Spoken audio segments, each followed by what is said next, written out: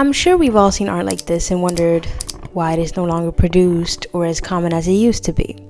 But as someone who's currently studying this type of art, I know that it is possible to achieve this level of mastery, and I'm going to tell you exactly how. At the end of this video, you'll know how to start this journey, how to do it, and what to do. In order to master anything in life, you actually need to enjoy it. The most important thing is that you actually enjoy making art and see it as fun, for the most part at least. Because sometimes it gets frustrating, I know, I've been there. You just need to find a way to enjoy the process. So how can you embark on this artistic journey? Well, the first thing that you can do is to figure out what type of art that you want to make and have that in mind. Whether it's anime, realism, cartoons, etc. You just need to find a vision.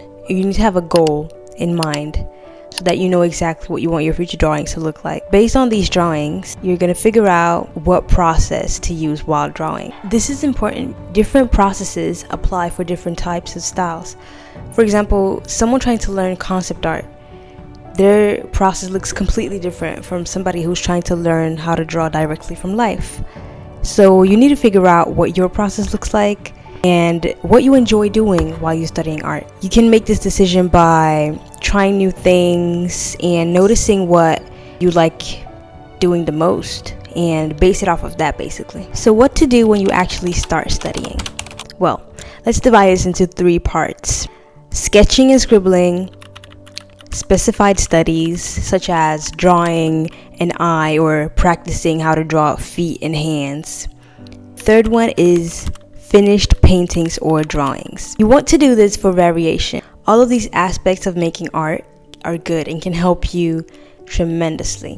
Why you want to sketch often is because it's a way to loosen up. Just like when you work out, you have to warm up before you work out. So just see this as warming up. If you constantly do one thing, you risk of being limited to that area only. So sketch often, every day if that's possible. You also want to do specified studies and direct your attention to one thing that you want to improve. And lastly, make sure to draw finished drawings. It is easy to get caught up in sketching and just not making any finished drawings. But finishing an artwork helps you discover new things about a medium that you like. And it can even help you see what you don't like. When I say finished artworks, I mean those drawings where you're really taking your time to draw and render. One of the most important but often overlooked things when you study art is understanding the fundamentals. Under every single artwork that you see, there's structure. In order for you to be able to create a masterpiece, you'll need to know what's under it. When I look at art now, I see shapes, I see decisions made by the original artist. Knowing about the fundamentals helps you know what's underneath a figure drawing, for example. What's under that well-drawn face, what's under that well-drawn foot, everything. And different styles require a different amount of emphasis on each and every one of them. The second thing that you need to do is to find multiple artists that draw or paint the way that you want to do. Make a photo album of different drawings that you like in that specific style.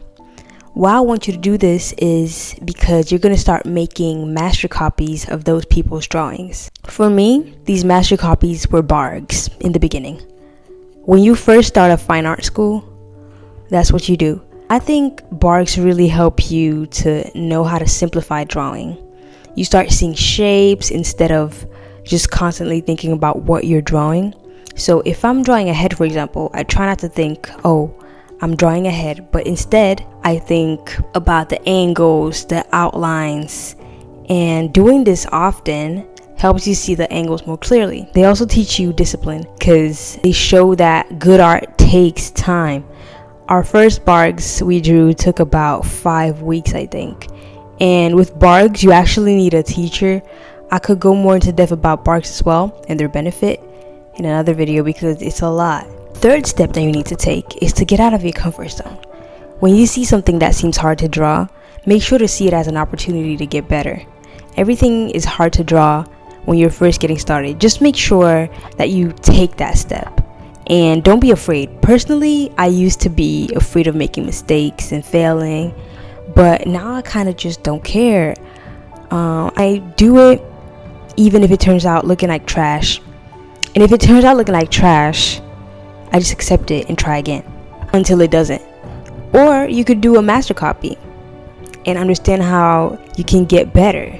Just remember, you don't know what you're doing yet. But one day, after doing it for some time, you'll think, oh, that's what my teacher meant, or oh, I see what the author of this book meant. It's truly a journey, and what really matters is whether you stay on it or not.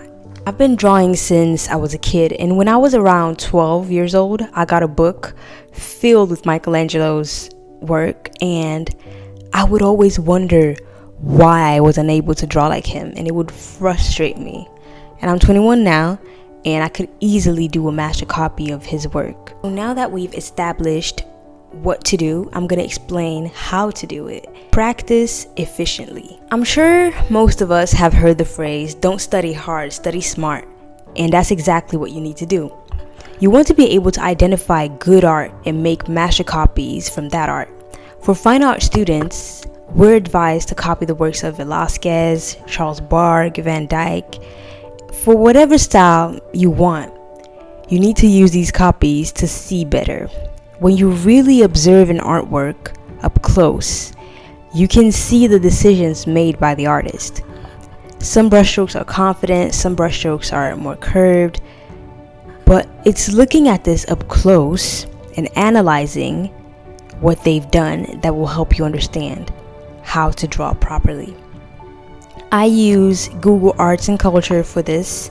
It's super good for details. So next time you do a master copy, don't just copy for the sake of copying. Make sure to really see the artwork.